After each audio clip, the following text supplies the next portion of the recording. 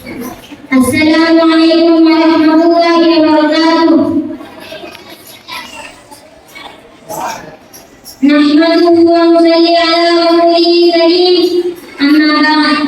मेरे दोस्तों, अभी आप मेरे दोस्त से तालिबान जंग आज़ादी के मुताल्लिक़ कीमती बातें समाअत कर रहे थे। मैं भी तालिबान आज़ादी के मुताल्लिक़ कुछ बातें अर्ज़ करने के इरादे से आया हूँ। दोस्तों, मुसलमानों की बेनज़ीर और बेलौस कुर्बानियों से भरी पड़ी एक सदी की तारीख़ है। इसे कभी भुलाया नहीं जा सकता।